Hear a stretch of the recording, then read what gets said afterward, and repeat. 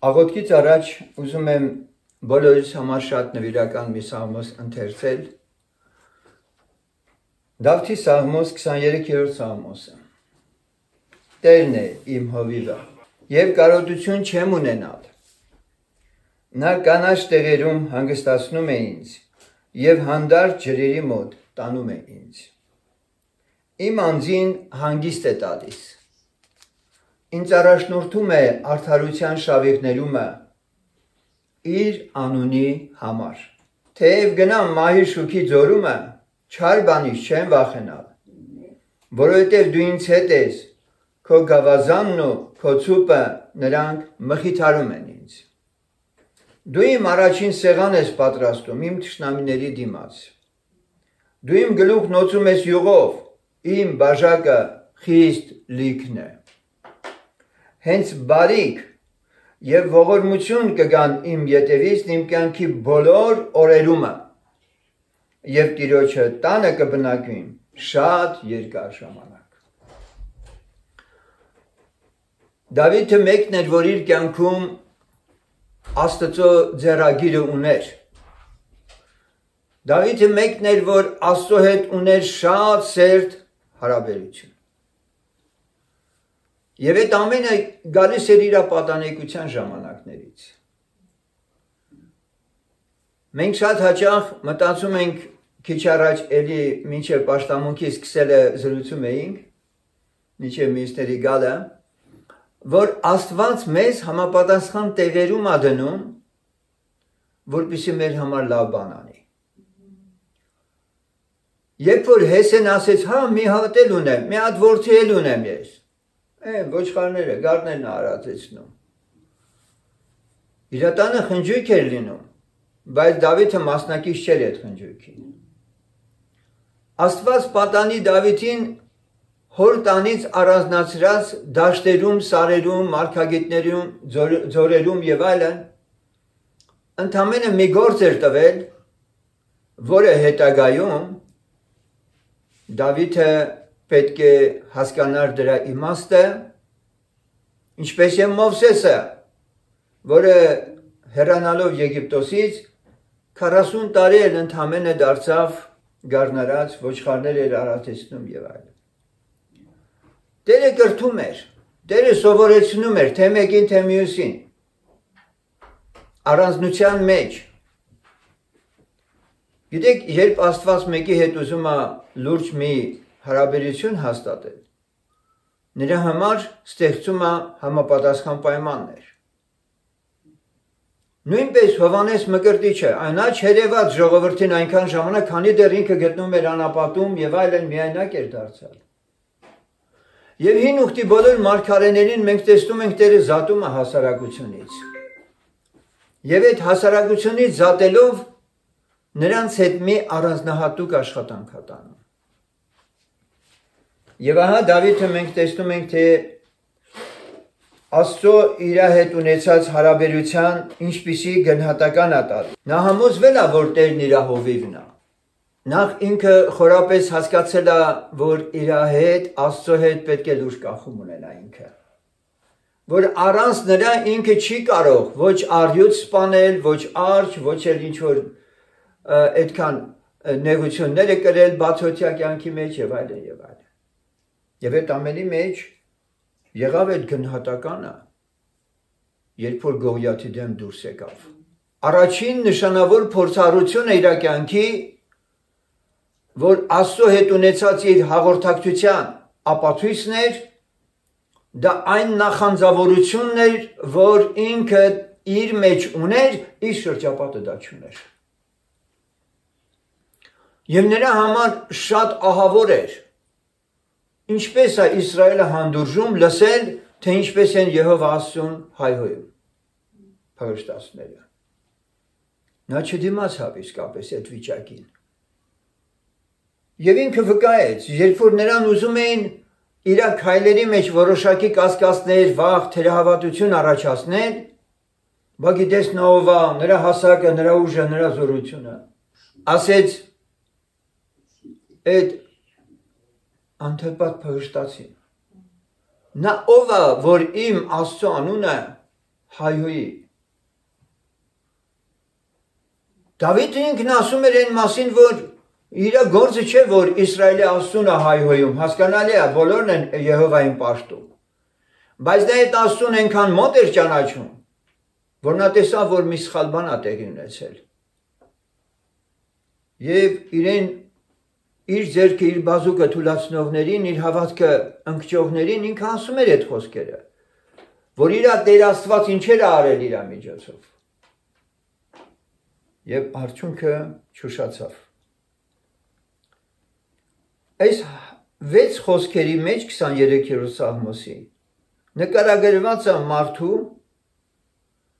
Աստծուց կախում ունենալը, նրանից ակնկալիքները, նրանով խրատվելը, նրանով առաջնորդվելը, եւ որովհետեւ այստեղ ասում է դու իմ առաջին սեղան ես պատրաստում իմ թշնամիների դիմաց։ Եվ հետո վստահաբար ասում խոսքեր։ Հենց բարիք եւ ողորմություն կգան իմ ետևից իմ կյանքի բոլոր օրերում։ Ինչու՞։ Որովհետեւ Տերն իր հողիվն է։ Սիրելիներ, շատերը հնարավոր է շուրթունքներով սա ասեն։ Բայց իրականում այդ Տիրոջ հովությունն էլ չհասկանան ոնց է իրանց կյանքում լինում։ Բայց այս մարդը վկայություններ ունի։ Եվ ուրեմն եկեք մենք էլ որ ունենք բազում վկայություններ մեր հոգատար Տիրոջ մեր հետ լինելու,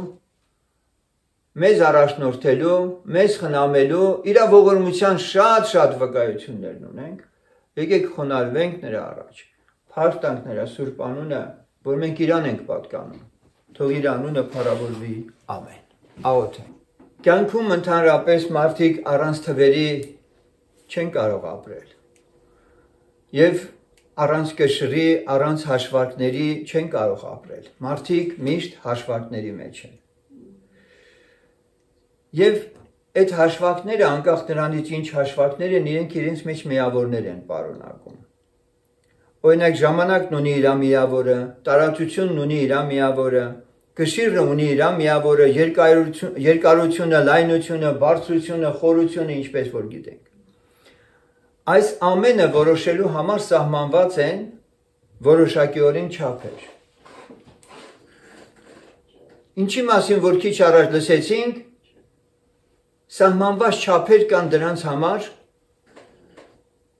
որոնք որոշում են իսկապես դրանցից յուրաքանչյուրի այդպես թե կշիռը լինի, թե տարածությունը լինի եւ ինչևիցե խորություն, լայնություն, բարձրություն եւ այլն։ Ամբողջ Աստվածաշնչում մենք հանդիպում ենք թվերի եւ չափերի։ Երբ Աստված արարում էր տիեզերքը, ամեն ստեղծվածների համար չափ, կանոններ եւ օրենքներ սահմանեց։ Եվ բնականաբար դրանք միայն կարող են ենթարկվել փոփոխության իր հրամանով։ Ամեն։ Հոբի 38:4-ում կարդում ենք. Ուր էիր ես երկրի հիմունքը դնելիս, իմացրու ինձ, եթե իմաստություն գիտես։ Ով դրավ նրա չափերը, եթե գիտես, կամ թե ով քաշեց լարը նրա վրա։ Աստված Հոբին ասում է, որ տիեզերքը սահման ունի, չափեր ունի։ Այստեղ պարզ է գրված։ Եվ ինքն է դրել այդ չափերը։ Չափը դա սահման է։ Աստված մեզանից յուրաքանչյուրի համար էլ սահմանել է կյանքի օրեր, վայրկյաններ, ակնթարթներ։ Չափը դիմացիր։ Այսպեսին է այսօրվա քարոզի նյութը։ Մի քանիսը այդպես մի տեսակ նայեցին ինձ, չէ, սա սաստելու հորդոր չի կամ էլ խոսք չի, որ ես ասեցի։ Այո, իմ նպատակը նա չի, որ ինչ որ մեկին սաստեմ բարգությամբ։ Իհարկե դա կանենք, եթե Աստված էլ հրաման տա։ Այնպես չի, որ մենք զգայուն լինելով Տիրոջից հանկարծ խոսք չենք ունենա համարձակ մեկին ասելու։ Խոսքը գնում է մարդու հետ Աստծո հարաբերության մասին։ Եվ այսպես հավատքի չափը իմացիր։ Արդյոք այսպիսի վերնագրով քարոզը տեղին է, զեներ։ Ապա մի հատ մտածենք Աստծո խոսքի շրջանակներում։ Մեր Աստծո հետ հարաբերվելու վերաբերյալ արդյոք Սուրբ Գիրքը մեզ ասում է, որ մենք պիտի ունենանք հավատքի չափեր։ Եկեք սկզբում հավատքը դիտարկենք որպես Աստծուց շնորհված պարգև, այո, քանի որ բոլոր մարդիկ ծնվում աշխարհ են գալիս առանց հավատքի, համաձայն եք ինձ հետ թե չէ։ Քանի որ Աստծո խոսքն ասում է հավատքը լսելուց է առաջանում, ուրեմն մարդը պիտի լսի, որ հավատք ունենա։ Երեխան, որ նորածին է, կամ որ ինչ-որ երեխայության հասակում է, նրա համար դեռևս անձնավորություն, որ դեռ չի դարձել, Աստծո խոսքի լսել, հավատալ, ինչ-որ պահանջել անհնար է, չէ՞։ Մտավորականներից մեկն ինձ ասաց, ես աթեիստ եմ, բայց ճշմարտությունն այն է, որ յուրաքանչյուր մարդ ծնվում է արդեն աթեիստ։ Եվ միայն Աստված գիտի, թե մոր արգանդում ինքնով է եղել։ Փրկության հավատքը, որը բավարարում է Աստծուն, որ մարդը ունենա այդ հավատքը եւ Աստված մարդուն փրկի, Աստված ամբողջ աշխարհի մարդկության համար փրկության հավատքը այդ ճանապարհը միակն է դարձրել։ Եթե միայն ասենք, որ Տեր Հիսուսն ասեց, ես եմ ճանապարհը, ճշմարտությունը եւ կյանքը, սա նշանակում է, որ չկա այլ ընտրանք Հիսուս Քրիստոսին, որպեսզի մարդը կարողանա փրկվել։ Չկա անգամ այլ ճանապարհ Տեր Հիսուս Քրիստոսին հասնելու համար։ Ուստի երբ որ մենք խոսում ենք հավատքի չափի մասին, մենք չենք խոսում այն չափի մասին, որ Աստծո խոսքը մարդը լսեց եւ Աստված սկսեց աշխատել իր կյանքում, բերեց փրկվելու գիտակցմանը, մարդը հասկացավ, որ ինքը կորսված է, զղջաց, ընդունեց Հիսուս Քրիստոսին որպես Տեր ու Փրկիչ, սա բոլորի կյանքում, ովքեր որ վերստին ծնվում եւ փրկվում են, Աստված անում է նույն ձեռագրով եւ շնորհում է բոլորին նույն հավատքը։ Ուրեմն այդ հավատքի չափը Աստված է տեսնում միայն, որ եթե բավարարել ես փրկության վարդապետությանը, այո ամեն ասելով հնազանդել ես, նա այդ փրկության պարգևը քեզ շնորհում է, քեզ վերստին ծնունդ շնորհելով։ Բայց մենք այսօր ուզում ենք խոսել ինչի մասին։ Մենք ուզում ենք խոսել փրկված հավատացյալի արդեն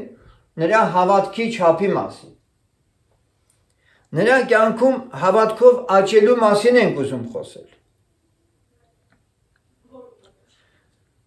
Որովհետև Աստծո շնորհքովն, որ ինձ տրված է, ասում եմ ձեր մեջ ամենին։ Ուշադիր լսենք։ Բան չմտածել նրանից ավելի, քան թե արժան է մտածել, այլ մտածել պարկեշտ կենալ, այնպես ինչպես որ Աստված ամեն մեկին հավատքի չափը բաժանեց։ Հռոմեացիս 12:3։ Եկեք այս համարը մի հատ տրոհենք հասկանանք։ Առաջինը Աստծո խոսքը մեզ հուշում է, հորդորում է, որ մենք արժան եղածից ավելին չմտածենք։ Հավատացյալին արդեն ասում սա։ Սա նշանակում է, որ անգամ մեր մտքի ուղեղի մեջ տրամաբանելու, վերլուծելու, վերջապես ասենք այդ անալիտիկ ամբողջ այդ մեր կարողությունները չփորձենք հանկարծ Աստծո տված սահմանից, որ ինքը սահմանել է մեզ, ինչքան խորհենք, ինչքան մտածենք, ավելին փորձենք ունենալ, էլի։ Այստեղ առաքյալը սահմանի մասին է ասում, չափի մասին է ասում, որ դու հանկարծ հնարավոր է քո ինտելեկտին այնքան տեղ տաս, որ չափը անցնես։ Եվ դրա համար ասում է, որովհետև Աստծո շնորհքովը, որ ինձ տրված է, ասում եմ ձեր մեջ ամենին, բան չմտածել նրանից ավելի, քան թե արժան է մտածել։ Իսկ ի՞նչ է արժան մտածել։ Առաքյալը շարունակում է մտածել պարկես կենալ, բայց էլի չափ կա։ Որ չափով։ Ինչպես որ Աստված ամեն մեկին հավատքի չափը բաժանեց։ Այսպիսով մենք իմանում ենք, որ այո, գոյություն ունի Աստծո կողմից մարդկանց տրված հավատքի չափեր։ Հռոմեացիս 12:6 նույն գլխի ասում է հետևյալը. Միայն թե զանազան պարգևներ ունենք այն շնորհքի պես, որ մեզ տրված է, թե մարգարեություն հավատքի չափով է մարգարեանանք։ Այստեղ էլի տեսնում ենք հավատքի չափի մասին խոսք է գնում։ Եվ վերջապես, որովհետև մեկին հոգուց տրված է իմաստության խոսք, եւ ուրիշին գիտության խոսք, նույն հոգու չափով է։ Առաջի Կորինթացիս 12:8 Ուրեմն մենք առաջինը լսեցինք, որ ամեն մեկին հավատքի չափ կա բաժանած, դա յուրաքանչյուրի անձնական կյանքին է վերաբերում, Աստված գիտի ինչքան իրան տա հավատք։ Երկրորդը մենք տեսնում ենք մարգարեանալուն է վերաբերում, որ եկեղեցուն է արդեն վերաբերում, այդ հավատքը, որ տվյալ անձը ունի որպես մարգարեացող, այլևս եկեղեցու համար է։ Ուրեմն կա հավատքի մի չափ, որ Աստված անձին տալիս է, բայց այդ անձի համար չի, եկեղեցու համար է։ Այդ հավատքի չափն է։ Եվ վերջապես նաև շարունակության մեջ էլի տեսնում ենք իմաստության խոսք, ուրիշին գիտության խոսք, այդ 9 պարգևները Սուրբ Հոգու, որ մենք տեսնում ենք, Աստված տալիս է անձին, որպեսզի եկեղեցուն ծառայի այդ պարգևները։ Ուրեմն եթե որևէ մեկը փորձում է ինքը հիմնավորել, որ ունի այդ պարգևներից որևէ մեկը,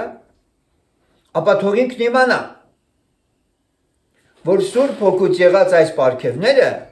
անհատին տրվում են եկեղեցու շինության համար։ Ամեն։ Բայց եթե մեկը մտածում է, որ ինքը կարող է առանձին լինել, այստեղ հակասություն կա։ Եվ միաժամանակ ասել, որ ունի ինքը այդ պարգևների շարանը, բայց ուրա այդ դեպքում իր եկեղեցում գտնվելը։ Առաջի Կորինթացիս 3:10 Պողոս առաքյալն ասում է. Աստծո շնորհքի չափովը, որի ինձ տրված է, իմաստուն ճարտարապետի պես հիմք դրի, բայց ուրիշը շինում է։ Միայն թե ամեն մեկը մտիկ տա, թե ինչպես է շինում։ Միաժամանակ ինքը Պողոս առաքյալը ասում է այդ խոսքերը, ինչպես Հռոմեացիս 12:3 Աստծո շնորհքով, որ ինձ տրված է, ասում եմ ձեզ, այստեղ էլ ասում է Աստծո շնորհքի չափով, որ ինձ տրված է, իմաստուն ճարտարապետի պես հիմք դրի։ Էլի չափի մասին է խոսում։ Ինչպես է ինքը հիմքը դրել, Աստծո շնորհքի չափով։ Այսինքն այս մարդը գիտի իրան ինչքան է շնորհված։ Այս մարդը գիտի այդ շնորհքը, որ իրան եկել է, ինքը ինչպես պետք է դա իր կյանքում իրականացնի եւ իր միջոցով ինչպես պիտի դա արտահայտվի։ Առաջանցնելով մի հատ գեղեցիկ համար հիշեցնեմ ձեզ։ Առաքյալն ասում է Աստծո շնորհքը, որ ինձանում է, պարապ չեղավ։ Այլ ես նրա վրա ավելի շատ աշխատեցի, բայց ոչ թե ես, ապա Աստծո շնորհքը։ Հիշում եք այդպիսի համար։ Նույնպես Առաջի Կորինթացիս 10:3 առաքյալն ասում է, բայց մենք չափից դուրս չենք պարծենում, այլ այն կանոնի չափովը, որ Աստված բաժանեց մեզ հասնել մինչև ձեզ մոտել։ Առաքյալն ասում է, որ ինքը պարծենում է, բայց չափից դուրս չի պարծենում։ Պարծենում է ո՞նց, չափի մեջ։ Անկամ իր պարծենալը, որ պարծենում է, դե բնական է, իր պարծանքը Քրիստոսն է, ամեն։ Եվ ինքն ասում է չափից դուրս չի պարծենում։ Այսինքն, եթե ինքը վկայում է Աստծո արած հրաշքները, զորությունները, գործերը իր միջոցով, ինքը դա չի ուռճացնում, էլի սիրելիներ։ Այս ավելի մեծ գույներով չի նկարագրում։ Եվ եթե ինքը խոսում է իր հալածվելու մասին, իր նեղությունների եւ այլի մասին, էլի ուրիշ գույներով չի նկարագրում։ Չափի մեջ է ամեն բան։ Պարծենալ պետք է, բայց Տիրոջմով եւ մնալով այն չափի մեջ, որ Տերն է թույլ տվել բարձրանալ։ Վերջապես առաքյալը միայն իր մասին չի այսպես խոսում։ Միայն իր մասին չի, որ այդպես է խոսում։ Եփեսացից 4:7-ում կարդում ենք. Բայց մեր ամեն մեկից տրված է շնորհքը Քրիստոսի պարգևի չափի պես։ Մեզ ամեն մեկից տրված է շնորհքը Քրիստոսի պարգևի չափի պես։ Ինչի համար է այդպես տրված։ Նպատակը ո՞րն է այդ չափերը։ Աչառություն ունի Աստված։ Մեկին շատ է տալի, մեկին քիչ։ Իհարկե ոչ։ Հիմա տեսեք ինչն է հետաքրքիրը։ Աստված ամենը միանգամից բոլորը մեկին չի տալիս։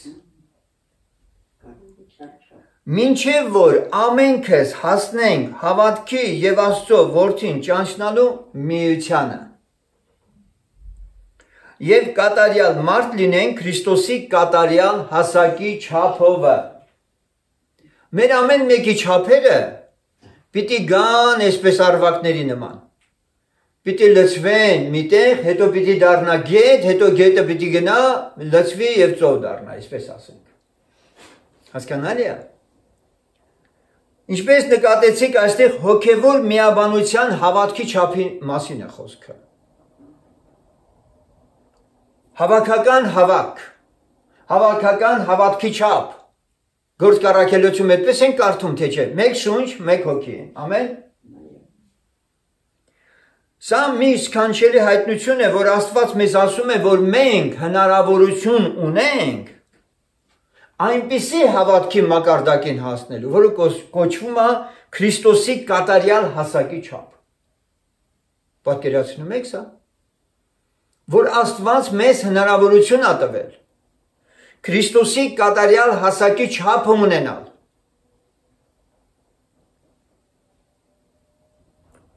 Եվ այդ կատարյալ հավատքի չափը մենք կարդում ենք, որ այո գոյություն ունի Սուրբ գրքում, որ պահանջում է Աստված մեզանից։ Հիշում եք, Տեր Հիսուսը Մարկոս 11:22-ում ասում է. Հիսուսը պատասխանեց եւ ասեց նրանց. Աստծո հավատքն ունեցեք, որ չեղած բաները եղածի պես է համարում։ Աներևույթ բաները ինքը գիտի, տեսնում է հավատքով, չէ՞։ Եվ նաև հայտնության մեջ կարդում ենք Քրիստոսի հավատքը ունեցողների մասին։ Այսինքն նույն հավատքը, որ Քրիստոս ուներ։ Սակայն եկեք հերթականությամբ դիտարկենք այս խնդիրը։ Որ խնդիրը։ Մարդկանց հավատացյալներին տրված հավատքի չափերը մի հատ փորձենք հասկանալ։ Մեկին 5 անգար տվավ, մյուսին 2, մյուսին 1։ Յուրաքանչյուրին իր կարողության չափ եւ շուտով գնաց։ Եվ այն 5 անգար առնողը գնաց նրանցով բան արավ եւ ուրիշ 5 անգար էլ շահեց։ Մատթեոս 25:15։ Աստված ուզում է մեզ ավելին տալ։ Ուզում է Աստված բոլորիս էլ 5 տալ։ Ուզում է, բայց գրվածն ասում է իր կարողության չափով տվեց։ Նշանակում է Աստծո մարդու հետ հարաբերվելու չափը կախված է մարդու կարողությունների սահմաններից։ Այլ կերպ ասած մարդու կարիքից։ Եկեք մի քանի հարցեր առաջադրենք, դրանք 3-ն են։ Փորձենք պատասխանել այդ հարցերին։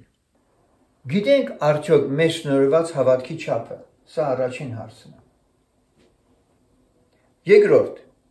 ինչպես Աստծո ուզած հավատքի չափը դրսևորենք։ Եվ երրորդ, որոնք են այն խոչընդոտները, որոնց պատճառով հավատքը չի աճում մարդուն։ Այս 3 հարցերի մասին մենք պիտի խոսենք, սրանց պատասխանների մասին պիտի լսենք։ Բայց այստեղ այնուամենայնիվ մի նկատառում անեմ, հետո անցնեմ առաջ, հա։ Ոմանք հնարավոր է իրենց գաճաճ հավատքը արդարացնելու համար ասեն, թե ես այն եմ ինչ կամ, Աստված ինձ այսպես է ստեղծել, այսպես եմ հավատում, եթե կուզի իմ հավատքը աճեցնի, թող աճեցնի։ Մարդիկ այսպես կարող են ասել։ Օրինակ ես կանգառում հանդիպեցի հավատացյալների, ավտոբուսով գնում էին ուրիշ պաշտամունքներ, իրանց եկեղեցիներ էին գնում։ Զրույցի բնվեցինք, մեկն ասեց ձեր դեմքը ծանոթ է, բան, ես սկսեցի խոսել, վերջապես գնում էին մի եկեղեցի, որի այդ եկեղեցու հովիվը հովի սպասավորն եմ եղել ես չեմ հիշում, գուցե ես էլ մկրտել եմ։ Իրա, այնքան մկրտել ենք չենք հիշում, էլի։ Մի օր ինձ հանդիպեց, ասեց, կամ եղբայր ուրախացիր քո սանը հովիվա դարել։ Ասի, ես կուրախանամ այն դեպքում, երբ որ դու բարի հովի ձայնի վկայությունը կստանաս։ Քո անձիդ եւ քո ծառայության համար։ Ինչևէ, այդ խումբը գնում էր այդ եկեղեցին, որի հովիվը ասացի նախկին 50-ական եկեղեցում ապաշխարած մեկն էր, որի սպասավորն ենք եղել։ Եվ այդտեղ մի անձնավորություն, երբ որ լսեց, ասեց դուք ինչ հավատք ունեք, ես ասեցի մենք նույն հավատքն ունենք, ինչ որ դուք։ Այստեղ տարբերությունը մեր հավատքի չափն է։ Մենք հավատացյալների եկեղեցի չենք, մենք աշակերտների եկեղեցի ենք ուզում լինել։ Մենք հավատացել ենք, որ Աստված մարդու հետ կարող է խոսել, մարդը կարող է Աստծո հետ էլ խոսել։ Ինձ դիմացինը գիտեք ինչ պատասխանեց։ Ասեց ես շրջել եմ շատ եկեղեցիներ, շատ տեղեր եմ շրջել։ Թվարկեց հասկացաք, որ ես մարդը շրջել եմ։ Բայց ինձ ես եկեղեցում եմ լավ զգում։ Այս անձնավորությունը վկայում էր, որ ինքը ընդամենը մի տեղում է գտնում, որտեղ իրան լավ ազգում։ Ասեցի խնդիր չի, եթե դուք առաջնորդվում եք ձեր զգայարաններով, զգացմունքներով, որտեղ եք լավ ազգում, դա ձեր իրավունքն է։ Մենք ձգտում ենք լինել մեկի հետ, որը մեռելներից հարություն առնելով համբարձվել է երկինք և ասել է ահա ես ձեր հետ եմ մինչև աշխարհի վերջը։ Մենք ուզում ենք նրա հետ լինել հավիտենական արքայության մեջ և ոչ թե մեզ համար եկեղեցի, դժոխք, դրախտ այդ հասկացողություններն են առաջին պլանում։ Եվ մենք հասկացել ենք, որ եթե երկրի վրա նրա հետ չլինենք, երկնքում էլ չենք լինի նրա հետ։ Այո, սեներ, այդպես է։ Եվ մեր նպատակն է այս երկրի վրա նրա հետ լինել, նրան ճանաչել, այն ինչպես մենք լսեցինք Դավթի Սաղմոսը, Տերն իմ հովիվս է։ Սա է մեր գլխավոր նպատակը Հիսուս Քրիստոսի հետ լինելու։ Ինչևէ, պարզ հասկանալի է, մարդիկ նախանձավորությամբ ամեն մեկն իր հավատքի չափով գտնվում է որոշակի հարաբերություններում։ Յուրաքանչյուրի ընտրությունն է դա։ Ահա թե ինչու մենք քիչ առաջ հիմնավորեցինք, թե ինչու է Աստված մեկին տալիս 5, 2 և 1։ Իրենց կարողության չափով։ Որքան մենք ջանք ենք անում, որ 50-ականին ու խարիզմատին սա հասկացնենք, դա անհասանելի է շատերի համար։ Որ կա Աստծո հետ կենդանի հաղորդակցություն, և սա իրանց հասկացած հաղորդակցությունը չի։ Այն ինչպես պարզ գրված է, որ նրա ոչխարները, նրա ձայնը լսում են։ Մենք այդպես կարդում ենք, երեխայի պես էլ ընդունում ենք։ Այն ինչպես իմ ձայնն ենք լսում, այդպես պետք է լսել Տիրոջ ձայնը։ Դա հնարավոր է, դա կա։ Ես չեմ զլանա բազմիցս իմ քարոզների մեջ միշտ սա ասելու։ Պատրաստ եմ 24 ժամ սա աղաղակելու ողջ հայ ժողովրդի, որը շարունակ իր բարձրավանդակներն է ստեղծում, անգիտակցաբար պաշտելով իբրև Աստծուն, Աստված քանդում է դրանք, սրանք նորից են շինում։ Ինչքան ուզում ես տաճար շինի դրսում, Աստված քո մեջ է ուզում ապրել։ Ինչքան ուզում ես զարդարի ժողովարաններդ, ինչքան ուզում ես ամպագորգոր արտահայտություններ արա քո եկեղեցու հասցեին։ Ամենքին Աստված ինքն իր կշռով է կշռում։ Եվ վերջում կերևա, ծանր գտնվեցիր, թե թեթև գտնվեցիր։ Ուրեմն այն կարծիքը կամ այն հիմնավորումը, թե ես այն եմ ինչ կամ Աստված եթե կուզի հավատքս թող աճեցնի եւ այլն, դա հիմնավոր չէ։ Չի կարող մարդը, այս իսկապես ֆունդամենտալ մոլորություն է, եթե մեղմ ասենք, իսկ ավելի խիստ հակառակորդի փափուկ բար դնել է մարդու գլխի տակ եւ ասում բավարարվիր այսքանով։ Սեներ, սերմը, որ ընկնում է հողի մեջ, կարևորը հողի որակն է։ Այդպես չի։ Թե ինչ արդյունք է տալու այդ սերմը վերջում։ Եբրայեցից 6-րդ գլուխ 7-ից 8։ Վասնզի այն երկիրը, որ իր վրա շատ անգամ եկած անձրևը խմե, եւ շահավոր արդյունք բուսեցնե նրանց համար, որոնց ձեռով էլ մշակվում է, նա Աստվածանից օրհնություն կընդունի, բայց այն, որ փուշ եւ տատասկ է բերում, անպիտան է եւ անեծքի մոտ եւ նրա վերջը այրվիլն է։ Հիմա ուշադրություն դարձրեցիք, որ այստեղ այլաբանորեն Տերը յուրաքանչյուր անհատի սրտին է այդպես անդրադառնում, որպես երկիր, որի մեջ սերմվել է, եւ Աստված էլ ինքը ժամանակ առ ժամանակ, ինչպես երկիրն է որոքում, շահավոր արդյունք է տալիս անձրևը, նույնպես էլ մարդու համար ինքը պայմաններ է ստեղծում, որպեսզի մարդը հոգեվորապես աճի եւ պտղաբեր դառնա։ Բայց եթե շարունակաբար Աստված այս գործն անում է եւ պտուղ չի բերում այդ անձը, արդյունք չի բերում, Աստվածամեղավոր թե մարդը։ Միանշանակ մարդը։ Եվ ուրեմն քո հոգևոր կյանքիդ աճի, արդյունքի, պտղաբերության վերաբերյալ երբեք քեզանից պատասխանատվությունը մի գցի Աստծո վրա կամ որևէ մեկի վրա։ Առաքյալը շարունակում է. Իսկ ձեզ համար սիրելիներ, հաստատ հույս ունենք լավագույն եւ փրկության վերաբերյալ բաների մասին։ Այսինքն որ դուք վերջում հանկարծ այդպես անօգուտ կամ ինչպես առաքյալն ասում է, պարապտեղը Աստծո շնորհքը ընդունած չլնեք, էլի։ Որովհետև Աստված անիրավ չէ, որ մոռանա ձեր գործքը եւ այն սերի աշխատանքը, որ նրա անունի համար ցույց տվիք, որ ծառայում եք սուրբերին եւ ծառայում եք։ Այստեղ մենք տեսնում ենք առաքյալը շեշտադրում է հավատացյալի գործը, սերի աշխատանքը։ Ուրեմն գործը, սերի աշխատանքը ցույց է տալի, որ այդ սերմը չի մեռել կոշտուկների տակ։ Այդ սերմը ինչ արել, պտուղատվել։ Այսպիսով խնդիրը միանգամից հասկանալի է դառնում, որ հողի որակից, մարդկանց սրտերից է կախված այդ սերմը արդյունք կունենա, թե չէ։ Եվ հենց այս կետից անցնենք երկրորդ հարցին պատասխանել։ Մենք իմացանք, որ պետք է յուրաքանչյուր անհատ մտահոգված լինի իր շնորհքի Աստծուց իրան շնորհված հավատքի չափով։ Պետք է ինքը մտահոգված լինի։ Ունի Աստծո շնորհքի հավատքի չափի իր Աստծո ստանդարտների վերաբերյալ գիտություն։ Երկրորդ հարցին ենք անդրադառնում ուրեմն։ Իսկ ո՞րն է երկրորդ հարցը։ Ինչպես Աստծո ուզած հավատքի չափը դրսևորենք։ Այս հարցի պատասխանը շատ կարճ է ու շատ համառոտ, բայց շատ բովանդակալից, որի մասին շատ կարելի է խոսել, բայց ես հակիրճ եմ խոսել։ Դրա համար կարդանք Հովանու 3:34-ը։ Որովհետև նա, որին Աստված ուղարկեց, Աստծո բանն է խոսում,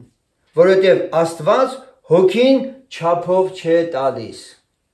Խնդրեմ գաղտնիքը։ Այս համարը բանալին է բոլոր այն դռների, որ բացել է ուզում Աստված մեր առաջ ունենալու այն հավատքը, որ ուներ Հիսուս Քրիստոսը երկրի վրա։ Նորից եմ կրկնում, Աստծո խոսքն ասում է, որ Աստված հոգին չափով չի տալիս։ Եվ ուրեմն մեր հավատքի աճելու համար Աստված իր Սուրբ Հոգին, որ մեր մեջ է բերել, նա Սուրբ Հոգուն չի ասել, ես մարդու կյանքում չափով կգործես։ Նա ուզում է, որ մենք լիարժեք հնազանդենք Սուրբ Հոգուն, լիարժեք վայելենք Սուրբ Հոգուն, առաջնորդվենք, սովորենք, ուզում է, թե չի ուզում։ Եվ այստեղ չափ չկա դրված արդեն։ Հասկանալի է, սիրելիներ։ Եվ ուրեմն Աստծո ուզած հավատքի չափը ո՞րն է։ Լսել Սուրբ Հոգու ձայնը, առաջնորդվել նրանով։ Ունենալ նրանից վկայություններ, այդ վկայությունների հավատքով ապրել, ինչպես Պողոսը Տիմոթեոսին ասում է, պատերազմիր այն մարգարեություններով, որ քեզ համար եղավ։ Եվ մենք խոսեցինք այդ մասին, որ Սուրբ Հոգին մեր մեջ կարող է բերել Քրիստոսի հավատքը, Աստծո հավատքը, որի մասին լսեցինք, որ կա այդպիսի մակարդակ։ Ուզում եմ կրկին հիշեցնել, որ ես միշտ եմ անում դա։ Մեզանից յուրաքանչյուրը չի մղված Քրիստոսին պաշտելու սկզբունքով, այս սկզբունքով, որ ինքը հավատում է ինչ-որ բանի համար։ Մենք հավատում ենք Քրիստոսի հետ լինելու համար։ Հիմա ուզում եմ անդրադառնալ երրորդ հարցին։ Երրորդ հարցի վրա մի փոքր կանգ առնեմ, բայց եկեք երրորդ հարցի շուրջ խորհելուց առաջ մի հատ աղոթքով գանք Տիրոջ։ Սերներ, շարունակենք մեր խոսքը։ Մենք երրորդ հարցին ենք մոտեցել, իսկ երրորդ հարցը հետևյալներ, որոնք են այն խոչընդոտները, որոնց պատճառով մարդու հավատքը չի աճում։ Սրա մասին կարելի է շատ խոսել, բայց այսօր ես հատկապես ուզում եմ մարդու շնչի մասին խոսել։ Որովհետև եթե հավատքը լսելուց է լսելն Աստծո խոսքից, մենք մի հատ սա լավ պիտի հասկանանք։ Աստված մեր փրկության հավատքը, որ մեզ շնորհել է, հաշվի է նստել մեր ինտելեկտի հետ, թե ուրիշ բանի հետ։ Մենք մի հատ կնայենք դա։ Ուրեմն մենք կարդում ենք ինքը Պողոս առաքյալը նորից հիշեցնեմ, ասում է այդ մասին, որ Աստված ինքը աչառություն չունի, ինքը պատրաստ է բոլորին էլ իր շնորհքի առատությամբ լցնել։ Բայց միայն մարդն է, որ իր ընկալումների շրջանակներում, ինչպես առաքյալն ասում է, մեր բերանը բաց է ձեզ համար։ Դուք մեզանից չեք նեղվում, այլ դուք ձեր սրտերում եք նեղվում ընդամենը։ Մարդն ուզում է հավատքի խոսքը միայն իր շնչով անցկացնել եւ ոչ սրտով։ Հավատքի կյանքում չաճելը հիմնականում սա է։ Երբ ամեն բան մարդը իր շնչի միջով անցկացնելուց հետո ասում է հասկանամ, հավատամ։ Չեմ հասկանում, չեմ հավատում։ Կա այդպիսի բան։ Եվ գիտեք, ես ոչ մեկին չեմ ուզում մեղադրել, բայց որտեղ ես տեսնում եմ մարդու շնչի վրա եկեղեցիներում ավելի շատ են աշխատում։ Ինֆորմացիան ընդհանուր տալիս են, չէ՞։ Մարդիկ մտքերով, գիտելիքներով լցվում են։ Եվ շատ հավատացյալներ ասում են, որ իրենք հավատքի մարդիկ են, որովհետև հասկացել են, թե ինչ է ասում Աստծո խոսքը։ Բայց այդ հասկանալու շրջանակը ո՞րն է։ Այդ հասկանալու սահմանը ո՞րն է։ Յուրաքանչյուր անձ ինքն իր մեջ, իր շնչի մեջ անալիզ անելով է, որ ընդունում է ինչ-որ բան կամ չի ընդունում։ Հնարավոր է, չէ՞, մարդը իր շնչով, ապականված շնչով, որը չի նորոգված, օրինակ առաքյալն ասում է, ձեր մտքի հոգովը նորոգվեցեք, ճիշտ է։ Այսինքն դու ապաշխարելուց հետո, որ դու վերստին ծնվում ես, քո սրտում Աստված այդ հրաշքն արել է, գործը չի ավարտվել։ Քո շունչդ մնացել է նախկինը, բայց նա կարող է մտքի հոգով նորոգվել։ Եվ այդ նորոգությունը եթե տեղի չունեցել, դու քո շնչավոր ինտելեկտուալ քո կարողությունները փորձում ես կիրառել, հասկանալու համար, թե ինչ է ասում Աստված։ Այս դեպքում ինչ ես անում դու։ Առաջինը վստահում ես քո հասկացողությանը, որ գրված է քո հասկացողությանը մի տրվիր, եւ գրված է կան ճանապարհներ, որ մարդու համար դրանք հաճելի ճանապարհներ են, բայց դրանց վերջը մահվան է տալիս։ Եվ շնչավոր մարդն Աստծո բաները գրված է չի կարող հասկանալ, որովհետև հոգևոր ձևով է դրանք քննվում լրիվ, իսկ հոգին չի գործում մարդու շնչի համաձայն։ Աստված մարդու հետ խորհուրդ չարեց, նոր գրեց Աստվածաշունչ։ Հասկանում եք։ Ուրեմն շատ մարդիկ կան, որոնց երբ որ իրանց հետ խոսում ես, հրաշալի հնարավոր է Աստծո խոսք իմանան։ Իմանան այն չափով, ինչ չափով, որ գրված է, տեղերը, բան, ամենը իմանան։ Սակայն սիրելիներ, սա մեզ չի շփոթեցնում, սա չի չափորոշիչը մարդու հոգևոր լինելու։ Եվ երբ որ հանկարծ բացահայտվում է նույն Աստծո խոսքից բաներ, ուշադիր եղեք, այդ անձնավորությունները դա հոժարաբար ընդունում են որպես Աստծո խոսք, քննում են Բերիայի ժողովրդի նման, արդյոք այդպես է, թե դիմագրավում են ասում, դե քեզ էլ այդպես է հավատացված,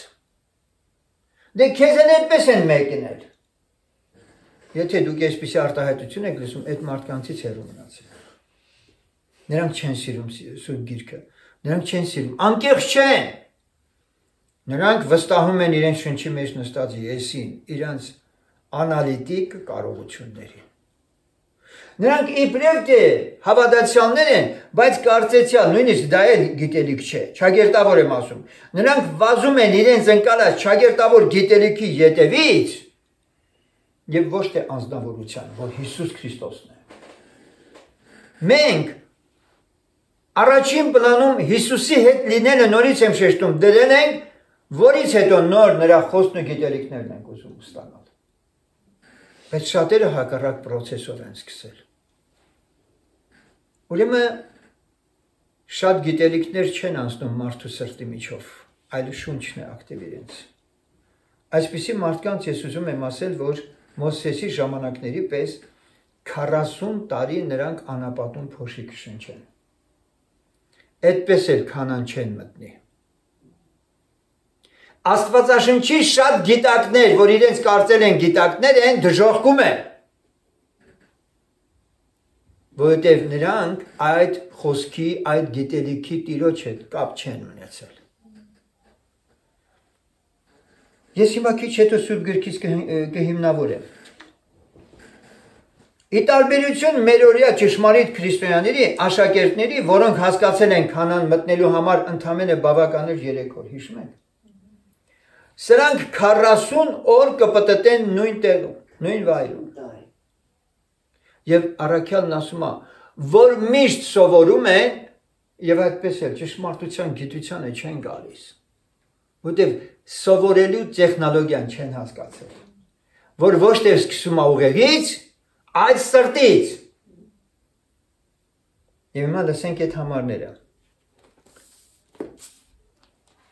Ուրեմն շատերը իրենց շնչի գերին լինելով երբեք սրտով չկոտրվածներ են եւ դրա համար էլ միջև վերջ այդպես ասած հաշվի են նստում իրենց ուղեղի ընկալումների հետ ավելին ինչ որ իրենց խելքի բանը չի չեն ընդունում տեսեք այդպես ասում են խելքի մոտ չէ արտահայտություն կա չէ դու խելքի մոտ բաներ չես խոսում օրինակ երբ որ Պողոսը խոսեց էպիկուրյան ստոիկյան փիլիսոփաներին Ինչի նրանք ասեցին, գնա ուրիշ անգամ կլսենք քեզ։ Որտեղ մեր խելքի մոտիկ բաներ չես ասա։ Ինչի, որտեղ այդ խելքը լցված էր ստոիկյան եւ էպիկուրյան փիլիսոփայության ուսմունքներով։ Հիմա նայեք, Ղուկաս Ավետարանի 8-րդ գլխի 15-րդ խոսքում գրված է. Բայց այն պարարտ երկրի միջինը նրանք են, եւ որ բարի եւ հոժար սրտով խոսքը լսում եւ ընդունում են եւ համբերությունով պտուղ են տալիս։ Բարի եւ հոժար սրտով, չի գրված շնչով։ Սրտով։ Սատանան գալիս է խոսքը որտեղից է տանում, սրտի միջից, չէ՞, առաջից են որ կարդում են։ Հիմա մի քիչ ավելի առաջ գնանք։ Հռոմեացից 6:17-ը, որը շատ հստակ արձանագրում է։ Հռոմեացից 6:17 Բայց շնորհակալություն Աստծո, որ մեղքի ծառա էիք, բայց սրտով հնազանդեցիք այն վարդապետության օրինակին, որին հանձնվեցաք։ Շնչով հնազանդեցիք, սրտով հնազանդեցիք վարդապետությանը, սրտով հնազանդեցիք։ Ես միշտ ասել եմ, չէ՞ մարդ կա, որ իր սիրտը, իր շնչից, մտքից կիլոմետրեր հեռու է։ Նույն ձևով Հռոմեացիս 10:10-ը, որը մենք բազմիցս լսել ենք, ասում է. Քանզի սրտով հավատում ենք արդարանալու համար, բերանով դավանում ենք փրկվելու համար։ Ինչ ենք անում? Սրտով հավատում ենք արդարանալու համար։ Դու գիտելիքների առատության, քո գիտելիքների դրսևորումով չես արդարանալու։ Դու սրտով ես արդարանում։ Եվ վերջապես մի համար էլ Եբրայեցիս 10:22-ը։ Ապա թող մոտենանք նրան ճշմարիտ սրտով, հավատքի լրությամբ, մեր սրտերը մաքրված չար խշմտանքից և մեր մարմինը լվացված սուրբ ջրով։ Ինչպես կարող է Աստծուն մարդը մոտենա ոչ ճշմարիտ սրտով։ Ճշմարիտ սիրտ ո՞րն է։ Ուղիղ սիրտ հոմանիշն է, չէ՞ս է։ Ո՞րն է։ Երբ մարդը իրականում հասկացել է, որ կենդանի Աստված իր սրտի մեջ ուզում է ապրի, իր հետ շփվի, իր հետ խոսի, ինչպես ասում է խնջույք պիտի անենք, չէ՞։ Եվ նրա հետ պիտի քայլենք, նրա հետ պիտի շրջենք։ Լսեցիք այս խոսքերը։ Այս Աստված ասել։ Ես գիտելիքով կարամ հասկանամ սա ինչ է նշանակում։ Բացարձակապես չեմ կարող հասկանալ։ Բայց իրական է դա, կարող է դա լինի։ Իհարկե կարող է։ Գրվածն ասում է դա կարող է։ Եվ հիմա, եթե դու քո հոգևոր կյանքում կարդալ ես, աղոթել ես, ինչ որ ուզում ես անես, ուսումնասիրել ես, չի նպաստում Աստծո քո մեջ լինեն, քեզ հարց տուր։ Ուրեմն դու ինչ որ տեղ ուղիղ սիրտ չունես։ Շատ բարձ ճշմարտություն է։ Ես նորից եմ հիշեցնում ձեզ, երբ որ դեռ լեզուներով չէի աղոթում, Սուրբ Հոգով չէի մկրտված, անդամական ժողով որ լինում էր գնում էի, ասում էի, էլի էսա, քույրերը մոտեն, կամ եղբայր, բայ երբ ես մկրտվելու Սուրբ Հոգով, երբ ես Սուրբ Հոգով, ոնց ասեմ, ոնց որ գլխիս անդադ մի հատ կվալդու ու անդադ խփեի։ Այն մեր պարավ ձեր քույրերը հատկապես, չէ՞։ Ու լավ էին անում։ Լավ էին անում, սեներ։ Որտեւ եթե քո կյանքում Սուրբ Հոգու մկրտությունը ուշանում է, ուրեմն այդ սիրտը Աստծո հետ ուղիղ չի։ Համաձայնեք ինձ հետ թե չէ։ Տերն ուզում է բնակի, չի ուզում։ Այսօր է փրկության օրն ասում է։ Եվ ինքը, որ մենք կարդում ենք, Առաքյալը, երբ որ Պենտեկոստեին խոսեց, շատ բարձ հետևանքները արագ ասեց։ Ապաշխարել, մկրտվել Հիսուսի անունով, առնել Սուրբ Հոգու պարգևը։ Ընդունում ենք, որ այդ 3000 այդ 3-ն էլ առել են։ Առել են։ Պողոս Առաքյալը, երբ որ Եփեսոսի աշակերտներին հանդիպեց, ասեց այդ խոսքերը։ Սեներ, երբ հավատացիք Սուրբ Հոգին առիք թե չէ, անմիջապես այդ հարցը տալիս էր։ Բայց հիմա եթե դու հավատացել ես ու Սուրբ Հոգով չես մկրտվել, ինչի՞ չես մտածում այս հարցի շուրջ։ Ուրեմն մենք գտնում ենք այս բարձ ճշմարտությունը, սեներ, որ եթե մենք գնում ենք գիտելիքի հետևից, հասկացողության, անալիտիկայի եւ կամ մեր ունեցածի միջով հավատքի չափը մենք դրանք ենք համարում, ինչ որ մեր գլխում ուղեղում ունենք, մենք մոլորված ենք։ Ուրեմն ո՞րն է խոչընդոտը, այս երրորդ հարցի պատասխանը, հաճախ մեր շունչը։ Հավատքի կյանքում չաճելու մեր գլխավոր խոչընդոտը մեր շունչն է։ Ես մնացածի մասին չխոսեցի, ժամանակը կարճ է, չեմ ուզում երկարացնել։ Ուզում եմ, որպեսզի դուք էլ մնացածը Սուրբ գրքից նայեք, ձեր համար անհատապես փորձեք հասկանալ, որոնք են այն արգելքները։ Ես միայն այսօր խոսեցի մի կարևոր ֆակտորի մասին, որ երբեք մեր գիտելիքները, մեր ունեցած պաշարը մեր ուղեղի մեջ չհամարենք հավատքի հիմնական բագաժը մեր։ Այն ամենը, ինչ որ մենք դավանում ենք, այն ամենը, ինչին որ մենք հավատում ենք, դա մեր սրտի մեջ պետք է տեղ գտնի։ Եվ դրա արդյունքը անշուշտ պիտի երևա։ Եվ ուրեմն ամբողջացնելով խոսքս ուզում եմ ասել. մենք հեռու ենք այդ խաբկանքից, որ մեկը հնարավոր է Աստվածաշունչը ծայրից ծայր, որպես գիտելիք ընդունի եւ նոր հավատա։ Չկա այդպիսի բան։ Ամեն մենք հավատացել ենք, ես մի քարոզում ասել եմ, հետո ենք հասկացել, Եվ սա լավագույն ճանապարհն է։ Պետրոսը շատ բան հասկացավ, երբ որ շատերը թողեցին Հիսուսին հեռացան, Հիսուսն ասեց՝ դուք եք ուզում գնալ, գնացեք։ Պետրոսն ասեց՝ Տեր, որովհետև դու հավիտենական կյանքի խոսքեր ունես։ Բայց դու ինչու ուրացար, Պետրոս։